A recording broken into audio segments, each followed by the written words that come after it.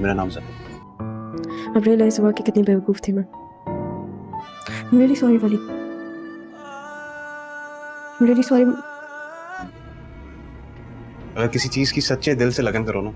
तो किस्मत भी आपका साथ देती है। अरे जवाब। आवाज नीचे ख्याल कैसे नहीं करे कि डॉक्टर साहब वारिस दे रही हूँ, इनको करना तो पड़ेगा। व्यूवर्स आने वाले सीन्स में आप देखने वाले हैं कि अगर बात करें राह की तो राह को उसका मामू बता ही देता है कि जिस औरत का एक्सीडेंट हुआ है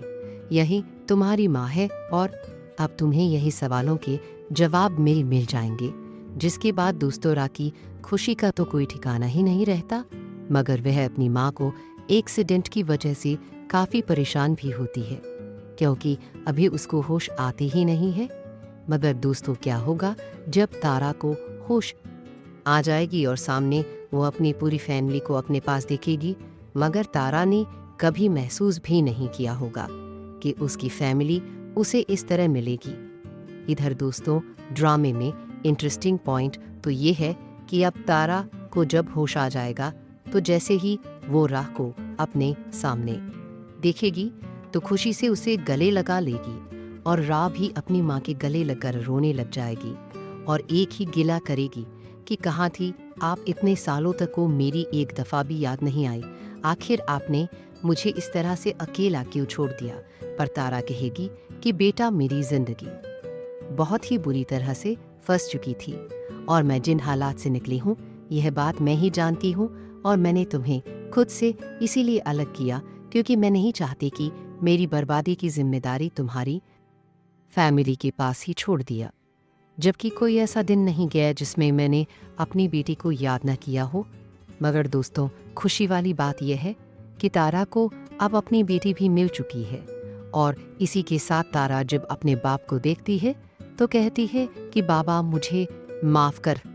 देना, मैंने जो बरसों पहले गलती की थी मैं उसकी वजह से आज तक आपसे नज़रें न मिला सके और ना ही आपसे मिल सके। जिस पर तारा का बाप कहता है कि बेटा मैं उस गलती को लेकर पूरी ज़िंदगी ही परेशान रहा हूँ, क्योंकि मैं जानता हूँ कि मेरे डर की वजह से तुमने मुझसे कभी न मिलने वाला फैसला किया।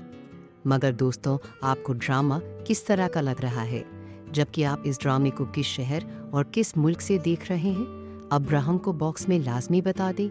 जबकि दोस्तों दूसरे सीन में आप यह भी देखने वाले हैं कि ड्रामे में मज़ीद इंटरेस्टिंग लाने के लिए अब दोस्तों नया ट्विस्ट यहाँ आएगा कि अरमान जिस सल आवाज़ नीचे ख्याल कैसे नहीं करे कि डॉक्टर साहब वारिस दे रही हूँ, इनको करना तो पड़ेगा। व्यूवर्स आने वाले सीन्स में आप देखने वाले हैं कि अगर बात करें राह की तो राह को उसका मामू बता ही देता है कि जिस औरत का एक्सीडेंट हुआ है यही तुम्हारी माँ है, और अब तुम्हें यही सवालों के जवाब मिल जाएंगे। जिसके बाद दोस्तों राकी खुशी का तो कोई ठिकाना ही नहीं रहता, मगर वह अपनी माँ को एक्सीडेंट की वजह से काफ़ी परेशान भी होती है, क्योंकि अभी उसको होश आते ही नहीं है। मगर दोस्तों क्या होगा जब तारा को होश आ जाएगी और सामने वो अपनी पूरी फैमिली को अपने पास देखेगी, मगर तारा ने कभी महसूस भी नहीं किया होगा कि उसकी फैमिली उसे इस तरह मिलेगी। इधर दोस्तों ड्रामे में इंटरेस्टिंग पॉइंट तो ये है कि अब तारा को जब होश आ जाएगा तो जैसे ही वो राह को अपने सामने देखेगी तो खुशी से उसे गले लगा लेगी, और राह भी अपनी माँ के गले लगकर रोने लग जाएगी और एक ही गिला करेगी कि कहाँ थी आप इतने सालों तक को मेरी एक दफ़ा भी याद नहीं आई, आखिर आपने मुझे इस तरह से अकेला क्यों छोड़ दिया। पर तारा कहेगी कि बेटा मेरी जिंदगी बहुत ही बुरी तरह से फंस चुकी थी, और मैं जिन हालात से निकली हूँ यह बात मैं ही जानती हूँ, और मैंने तुम्हें खुद से इसीलिए अलग किया क्योंकि मैं नहीं चाहती कि मेरी बर्बादी की जिम्मेदारी तुम्हारी फैमिली के पास ही छोड़ दिया। जबकि कोई ऐसा दिन नहीं गया जिसमें मैंने अपनी बेटी को याद न